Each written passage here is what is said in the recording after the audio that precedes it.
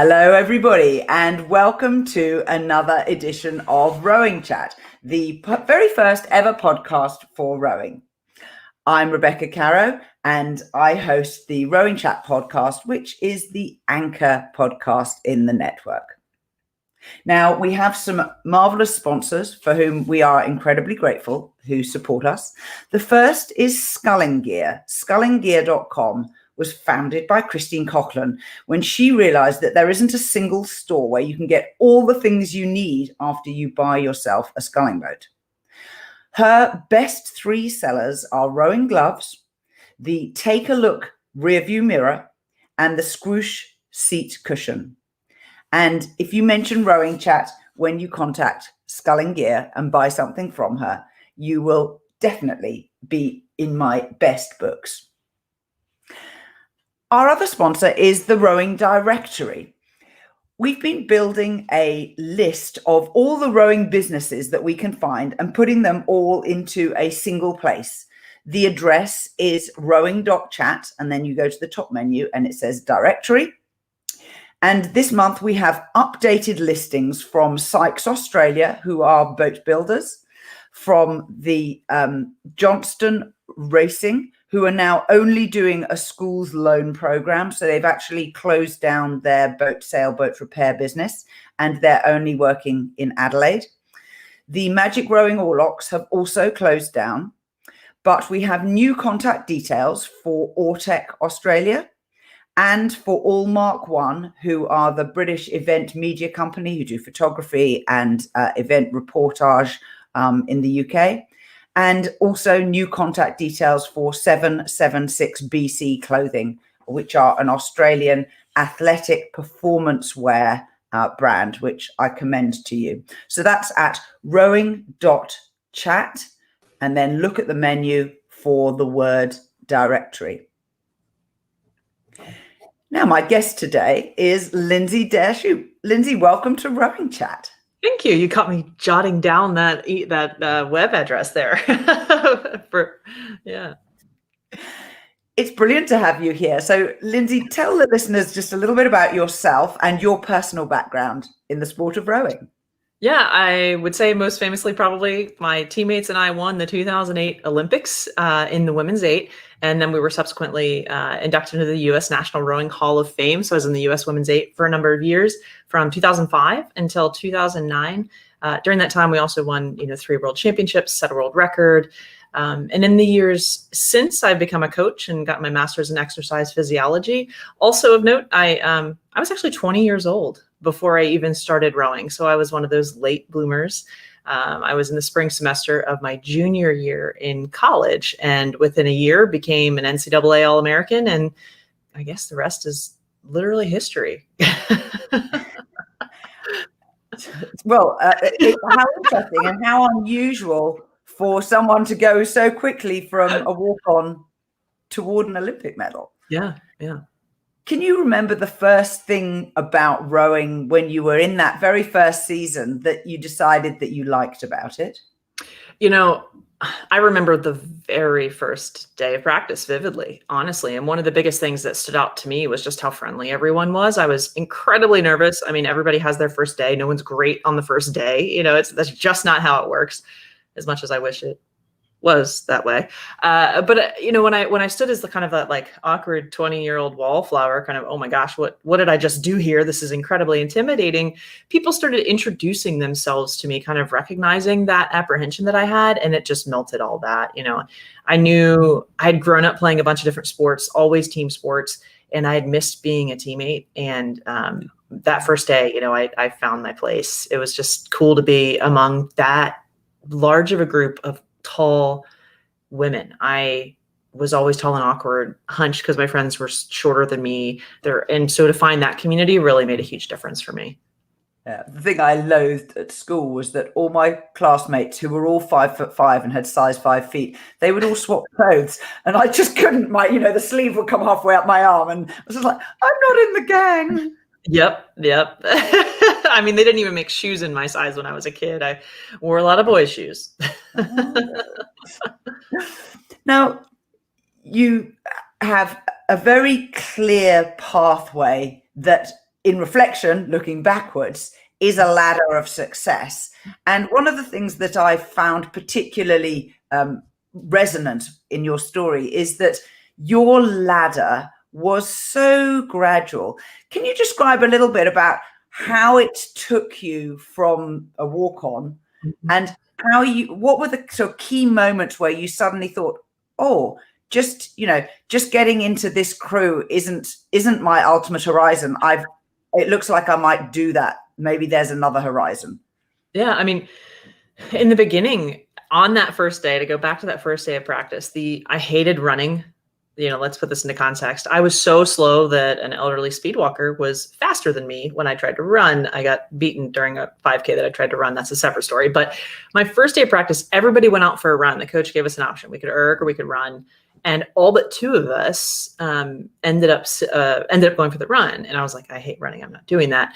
So I was put on the rowing machine next to one of my teammates, one of my new teammates at the University of Virginia. And the coach literally just said, do what she does. She gave me a pointer or two, just play with the machine, get used to it. She didn't really tell me a lot, the coach. It was more, this is your new teammate, get to know her, get oriented here, get comfortable. And just if you do, just match what she's doing, which was something that kind of planted a seed in me so then that's how I showed up at practice every day. I was new. The coaches weren't going to give me a ton of attention. So whomever was a little faster than me, I sat down and did what they did. And that was a habit that I now reflect on having an older brother. I probably started when I was a kid trying to keep up with the boys, to a certain extent. So that I really just applied one day at a time. Okay, who's a little faster than me? I'll go over there. Who's rowing a little better than me? I'll go over there and row the way she's rowing, and there was actually a moment, one of my teammates at UVA that always seemed to be in the boat that won when we would seat race. I knew that if I ever had the chance to get in a boat with her, that meant I was making progress. Like, okay. And I knew without a doubt that no matter what I thought, I was going to do what she did. I was going to match her no matter what. My blade was going to go in the water with her no matter what, because I paid attention to that pattern of, she's always in the boat when it goes fast. She must be fast, so that's a good thing to learn from. It certainly is. Now, your very first World Championships, you were doubling up. You got to race in the pair and in the 8, and this was at Gifu in Japan. There are some lovely YouTube videos on Road 2K of you guys being interviewed after your heat, and it's all, or maybe the semi-final, and it's all looking very positive. What happened at the end of that regatta? We were inexperienced. We went in having done more than we'd ever done in our whole lives because it was our first Worlds. Most of us didn't have any international experience. We had raced at a World Cup and that was it. But when you get that year's Worlds were condensed because of a typhoon that was supposed to go through. So we lost a day. Caroline and I racing those 2 events, it wears on you. You end up doing 6 2Ks over the course of the week. The conditions were really nice and pretty flat, which if you've been a novice, you can be pretty fast on flat water. But sometimes when the conditions just require a little more experience, they'll get a little more bumpy. They really expose that kind of newness to the sport. And, this is actually where you are. You've taken steps forward, but hold on, we're not there yet. Which it was kind of a blessing in disguise, to be honest. We had advanced to a certain point. It was like, okay, you've advanced, that's cool, but you're not at that level yet. I can tell you that in the final of the pair, the conditions literally flip-flopped. So we went from going like 6:56 in our rep, which was pretty darn close to what was then world record time, to 8:01, I think it was in the final. The headwind, choppy, we just didn't match from the very first stroke and struggled to get it together. So then to have gone through that race, to turn around the next day and race the 8, a few strokes before the end of the line, again, we were leading until about 250, 500 meters to go. And then 3 boats passed us at the very end. I remember I was like, this is not happening. We will not, pushing as hard, like one more as hard as I possibly could. And I felt like I broke something in my side, which I'd never felt before. And as soon as that happened, I kind of stepped back for a minute where you're like, okay, I can't push that hard. Something really bad might have just happened. Luckily, I didn't actually do any harm. But the biggest thing was that our inexperience was exposed.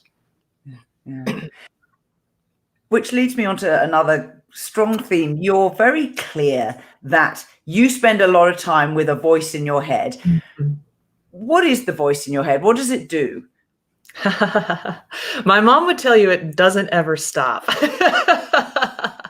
But the voice inside my head is really, which is referring to what I write about a lot, but it's something that kind of guided me, where I reflect on, what did I just do and how did that impact me? How did it impact my environment, and how did it impact others? And so the reflection of how my actions and paying attention to my actions and how I can improve them a little bit. Did that help? Did that hurt?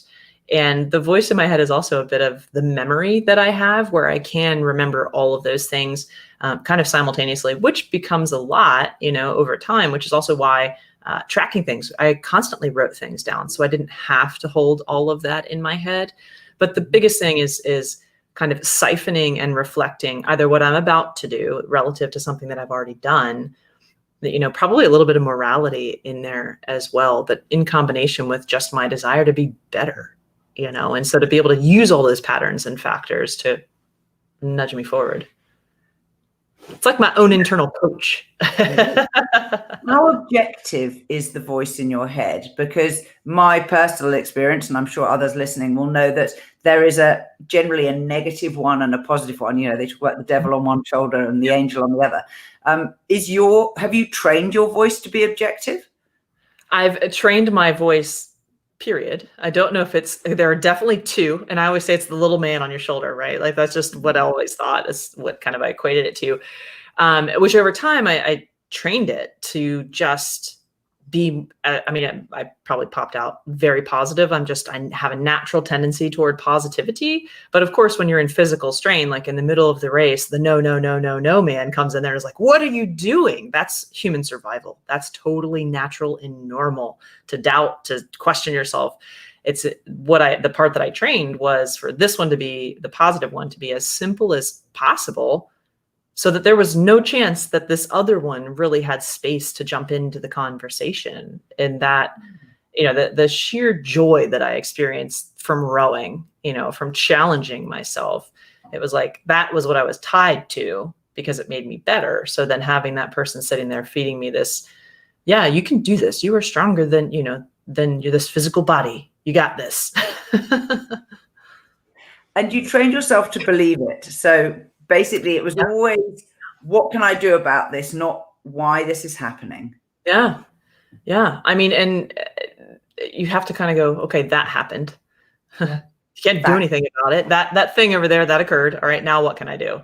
I had a teammate when I was in college. She told me one time that for the next 2K that we were going to do, she was just going to take it one stroke at a time and literally just say one in her head repeatedly, which I never went that far. I never was a counter. If I did, I would lose track at 7 and start all over again at 7. But, as far as, I lost my train of thought on that one. Ask me the question again. It was about, what can I do about this?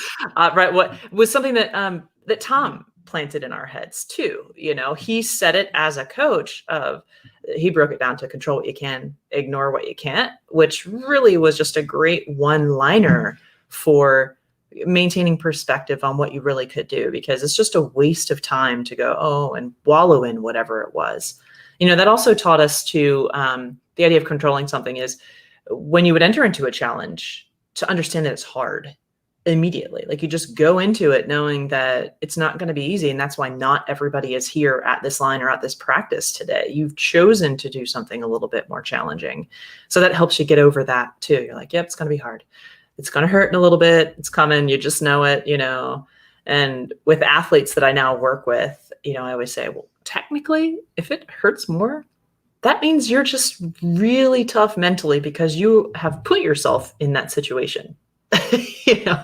Like, you have pushed yourself to that point. Rowing is not someone coming out of left field. You're not getting hit by a bat, a ball, or another person. It is literally self-inflicted anguish that propels you forward.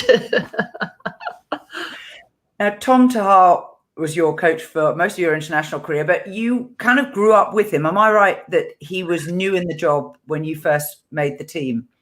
Yeah, he had just taken over the team. He had been an assistant coach and then had taken over the team 0102.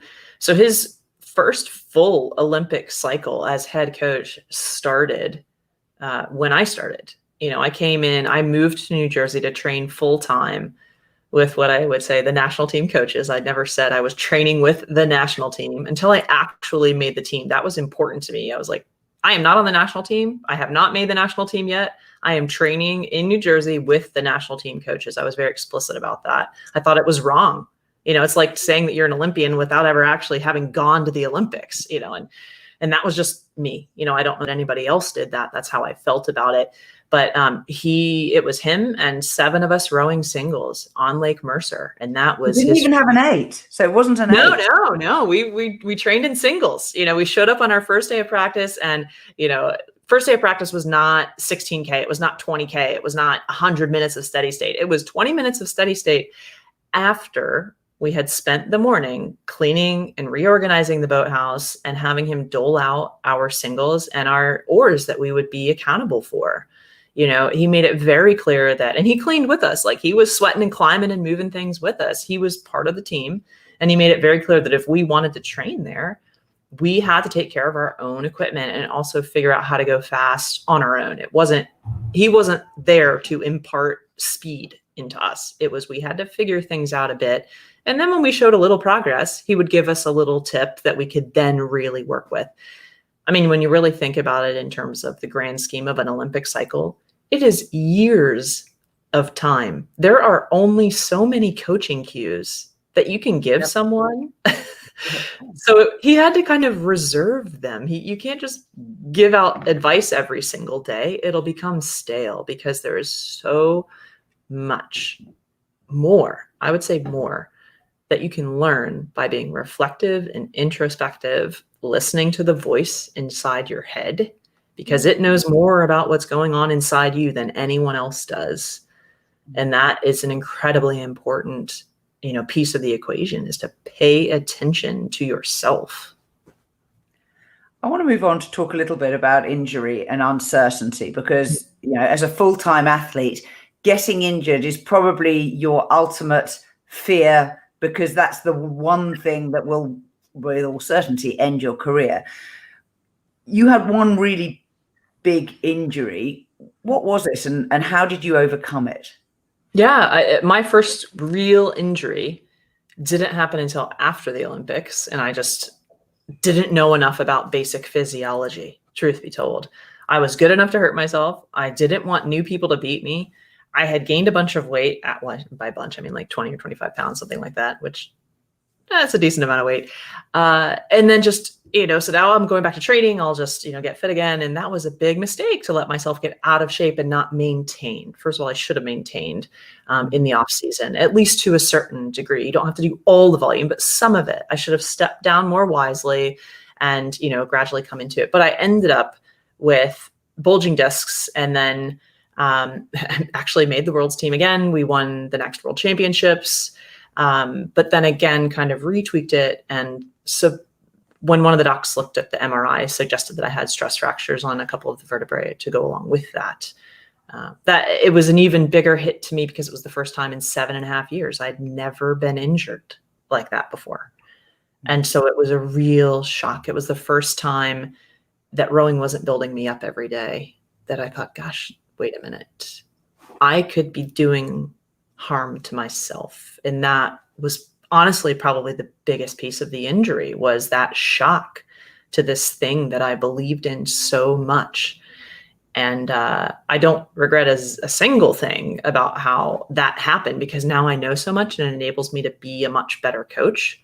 I've learned so much very intentionally by studying it scientifically, and learning from not only my experience, but through case studies of other people, and being able to see in athletes that are still training to a certain extent, and wonder if they've maybe what their inner voice is telling them, if they've been through a series of injuries, perhaps. But I would say the biggest thing about injury, and I actually wrote this in the book, is that uncertainty. Is it a day? Is it a week? Is it a month? The only thing you can do is rest, rehab, sleep, because your body needs the energy. You need to hydrate because your cells need that. And you need to eat lots and lots of colors as nature intended them, because that's where all of those vitamins and minerals and the valuable energy that you're going to get, the fiber, the things that are actually going to protect your cells, and that's where you're going to get them. So it's like, what can I do? Well, I can eat really well and I can sleep a lot. I can't train right now, but I can do other things that are going to benefit me in the long run. I can read books. I can read books. There you go. Exactly. I can educate myself.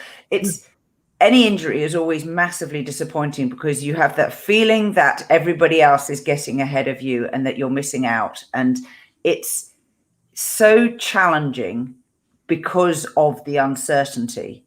And so I love your framing of the what can I do? Yeah. Yeah. Yeah. And it's so much more than we think. The body, it's amazing. Like the body has this incredible ability to heal itself as long as we don't keep re-injuring it. Give it the time to heal in the training center, in the training session, in the practice, in the moment. That's not when we're building up. We're challenging it so that when we take the foot off the pedal and give ourselves the time to recover, then our body goes, oh, okay, you need me to do more next time. So I'm going to take a step forward now. The steps forward, the challenges happen in the training. The steps forward happen in what you do immediately following the training. There's a phrase you use a lot in the book, which is you can never be far enough ahead. So taking what you've just said about where the challenges happen and where the steps forward happen, does that affect you in your own practice, or is it just at racing you can never be far enough ahead? Well, I mean, you're racing some of the fastest people in the world basically every day.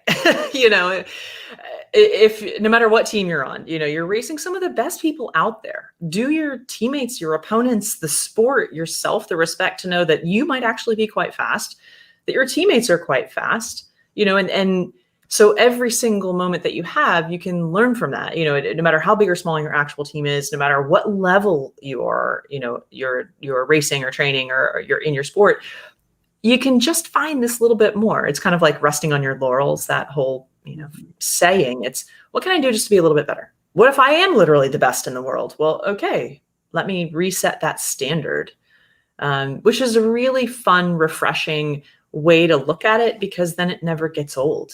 You could, so we won the Olympics. Well, could we have rowed better? Maybe. So let's go figure that out. Maybe there's another way that we could keep on getting faster. Maybe I could have slept a little more or learned a little more about nutrition. Maybe not, but you don't know unless you find some other way to get a little bit better. And so if you go back to that moment at Gifu when everyone passed you in the last 250, how does that reflect back on you can never be far enough ahead? Well, more than just Gifu, because at that moment, there are times when you enter the third 500 and it's hard and you just feel that you're done, but that there is more speed there, or it's a sustainable speed. And Gifu, it was like, you felt like we were hanging on by our fingernails at that point. When is the finish line coming? But I would say even more reflective of you can never be far enough ahead is, for instance, for a lot of people, if they know rowing, know that Romania had won multiple Olympic Games in a row leading up to Beijing. We had never beaten them as a country, or we hadn't beaten them as a country in many, many years since the women's race was 1,000 meters. When we raced Romania in 2006, when we set the world record and won the world championships, they were something like, it was more than 10 seconds behind us, 11 or 13 seconds, something like that. The very next year in 2007, they were a second or so behind us. So they made up this massive gap in 1 year's time. I didn't know. I wasn't paying attention to them. I didn't know if they changed personnel. All I knew was that was a huge jump in speed in 1 year. So if they maintained that trajectory, they would be leaps and bounds ahead of everyone. And so that was a big piece of that. You can never be far enough ahead, because you might not be paying attention to the person that got 6th or 10th or 50th last year, but what have they done to somehow become miraculously a lot faster? Yeah. And 9 seconds is 3 boat lengths. That's a long way. It's a lot. It's a lot. And that is not to say there's nothing you can do about them. So there's no point in focusing on them too, but that kind of feeds into, okay, just keep nudging yourself forward just in case other people are going to come out of the woodwork. The Dutch in our Olympic final, right? Mhm. If you haven't watched it, go back and watch it, particularly the last 250 meters. I have friends who coach that crew and who were in that crew. Yep, it Yeah. is. They are a country who has an incredible ability to put it all together in the Olympic year. You'll see them in the earlier years, then often it's a shortish term, not like the American approach of having a crew every single year at the World Championships. Yep. I think something that is interesting about it too is that their race strategy is clearly different, or at least it seems different from my outsider perspective, where they're comfortable being behind in the middle of the race. And that takes a totally different psyche, you know? Yeah. Look at the Kiwi pair. They were comfortable being behind at 1,000 meters. Yeah. Exactly. Race strategies are very, very variable depending on the skill and ability of the crew. The confidence, the trust, the experience. There is something to be said for experience. That every day that you make a gain, you gain a little bit of confidence. And if you're young, you haven't had enough time to gain the same amount of confidence. I always saw that, especially through my first 2 years training full time, whenever one of the kind of veterans came back, which we didn't have that many that came back at the time, they always had a little something more when it was a really important race, which I think was a reflection, now looking back on it, of age. You only have, I say, go points or go chips. You only have so much in the tank to really just lay it all out there as you get older. And so they knew when the time was, okay, I am going, this is what I need to do in training. This is what I need to do to get better. I'm not going to push to the point where I hurt myself, right? So I'm reserving that. And then when it comes to this particular race, I'm able to find another level for various reasons. Yeah, it's definitely true. And I've definitely seen it happen. And I call that the sort of the wily competitor. Your coaches obviously were bringing you on as athletes. Some of you were more and less mature in terms of the amount of rowing you've done, but empowering the athletes to be part of the coaching environment and the progression is a very mature attitude. And I'd like to suggest that possibly is reflective more of an experienced squad than an inexperienced squad.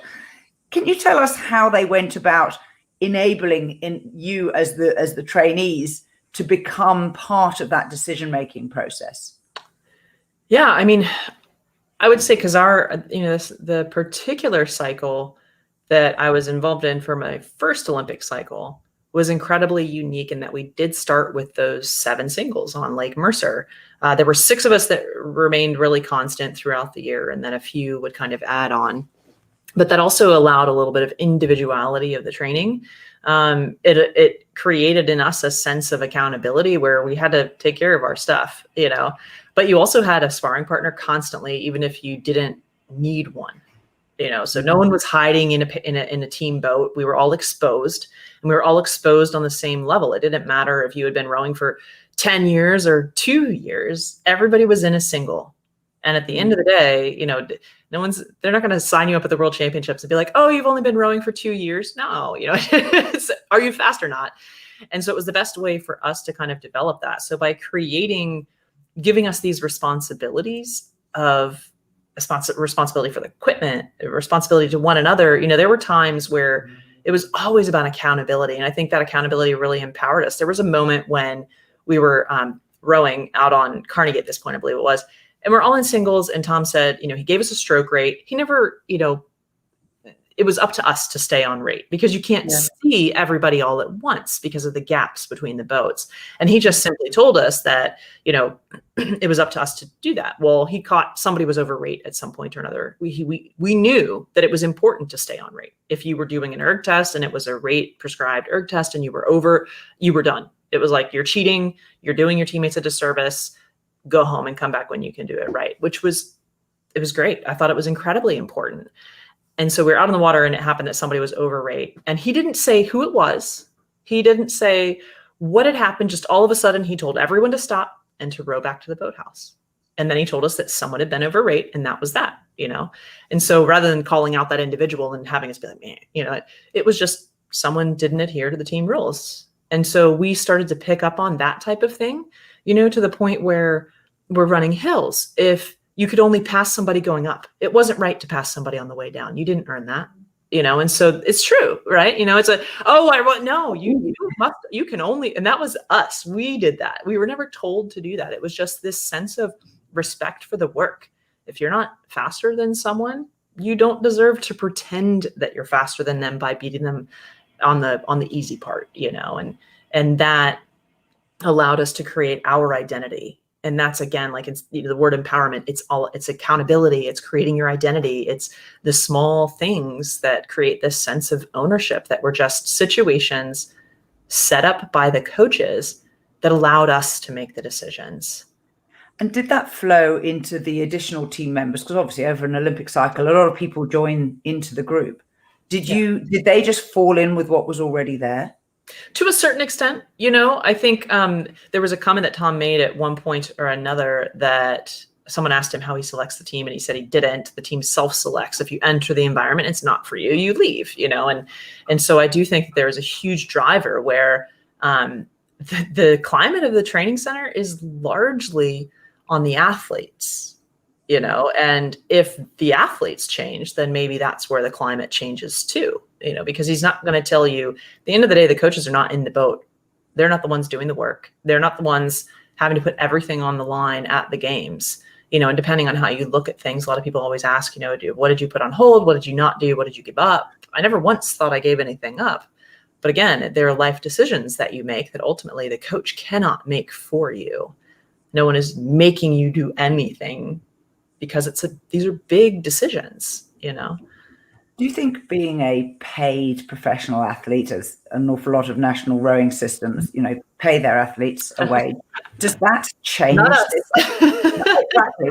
This is why I'm asking. Do you think that changes? I think because I've never been paid per se, at least not in a livable way. I can't specifically answer that, but I do know that. Laurel said at one point, and again, that's something that I never forgot, and I put it in the book, is that, you do it for something more. The Olympics is about more than that. It can't just be about the money. Like, no amount of money is worth making yourself feel that way sometimes, You could probably, in the amount of time that some people spend training for the games just to make a team,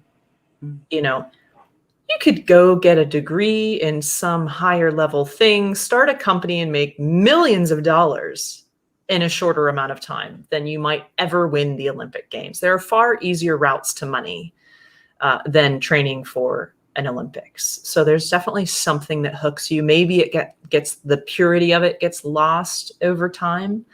But I think the biggest thing is just the perspective of why you got into it in the first place, and being able to step outside of yourself. And maybe that goes back to the voice in your head, to come up to a moment. And sometimes you need your teammate to smack you, to be like, step outside of yourself for a minute and regain perspective. Like, why did I walk in on day one? What was it all about? And what kept me there? And why, when it got really hard and we're rowing singles out on Lake Mercer and we're all sinking because it's so treacherous, the water, like, why did I not just get out and walk and leave right then and there? Why did I stay with the cracked hands and I never had a bad blisters, but my hands always cracked in the winter, and with all of the things that you put yourself through, it's gotta be more than money. Yeah. The money helps.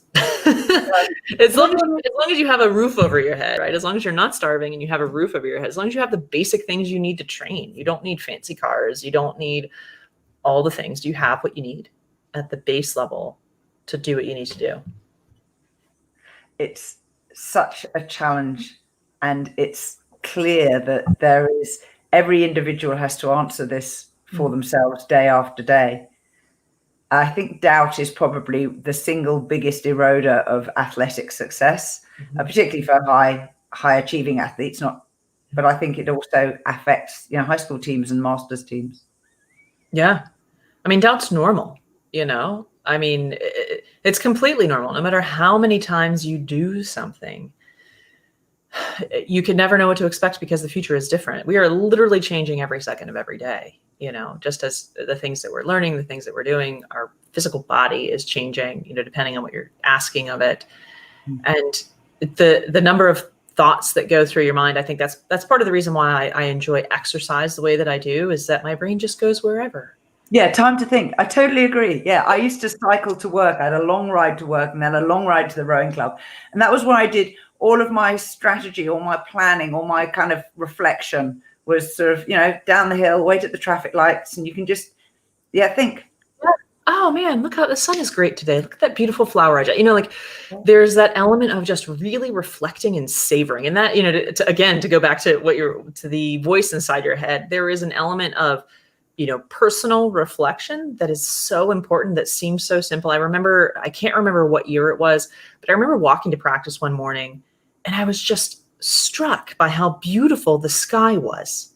And sure, it was dark and it was early and it was morning practice, number one of probably 3 for the day, plus work sandwiched in between. And it was going to be a long day.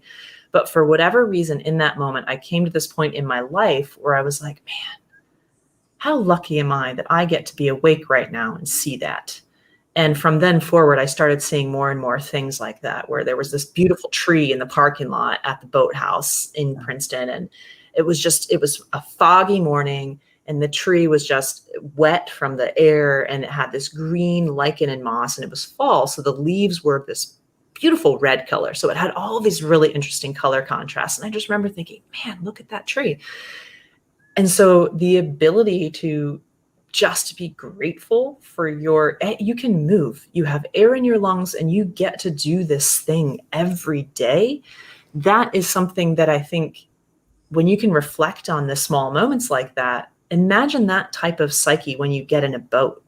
You reflect on, I remember being in college within the first year that I started rowing, and the first time I ever heard the bubbles on the side of the boat, just the way that the water sounded, and that was within my first year of rowing. And I just became mesmerized by that and just got totally relaxed and just started to move with it, because to me, it just intuitively made sense that that must be right.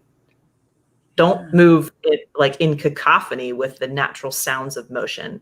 Fold into that somehow, And so the savoring of those small moments, it sounds so cliche, and the gratitude for these things, they are cliche if you just say them. But if you actually take the time to pay attention, that can guide you so far. So I guess the voice inside your head is your coach that empowers you too. Certainly is. Now, Lindsay's book is called Better Great Than Never. And the title, I think, is, look, we one each. There we go. I went the wrong way. It's definitely, for me, the read to offer to the athlete who doesn't see themselves as exceptional and who needs to learn the lesson that success is a ladder, as we talked about, and how Lindsay took her time, but ultimately has come away with some incredibly high achieving prizes.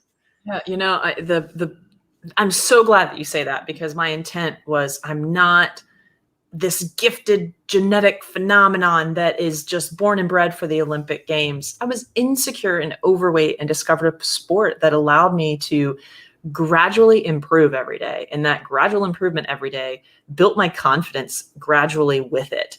If something went, if you went to accelerate a little too fast, like in 2005, you stumble and it knocks the wind right out of your sails and the confidence gets totally shot. But if you just take a little bit more confidence every day and stay on that, no, there are no hacks. There are no fast tracks to the games, and or to whatever your greatness is. And the fact that I personally was able to do something like this, I look at everyone around me and I go, gosh, everyone is capable of achieving this great version of themselves when they decide to pay attention and take things one step at a time. And I can tell you, having a support system, a group around you of people, even if it's one other person or the other, to start with, the other voice inside your head that's on board with that too, it's a journey that you can share. And that makes it so much better. That connection makes it so much better because you have more people to learn from. It's not just you out there,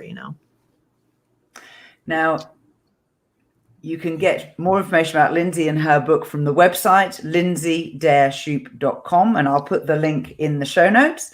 And that's how to contact her and follow her. And Dare is actually my middle name. A good friend of mine, he said just the other day, he said, did your parents actually name you that? I said, yeah, they did. That's actually what they named me, you know, so it's appropriate, I guess. Absolutely. Yeah, Lindsay did. Absolutely. Now, Lindsay, you've got a little rowing tale that you're going to tell me about something that happened in your rowing life. So many rowing tales. This book is only, no, it's full of rowing tales if you want rowing tales. But one of my favorite things that is not in the book is something that Tom used to always say. He used to always say, sharing is not caring. And that was his way of saying, hey, don't share your food. Don't share your water bottle. You might be thinking you're doing your teammate a service, but you're actually sharing your germs and you can get each other sick. It was as simple as that for him, where it was like, oh yeah, that makes complete sense. I was probably the only person that actually listened to that and never would share anything. I'm like, I don't want to get you sick. I don't want to get me sick. This is important. If we get sick, we can't train. You know, that's where my brain went multiple steps in a row. So never shared anything. There was this one day we're walking out of the boathouse, Anna Goodale and I, amazing, the wonderful Anna Goodale, walking to the boathouse. We're the last two there.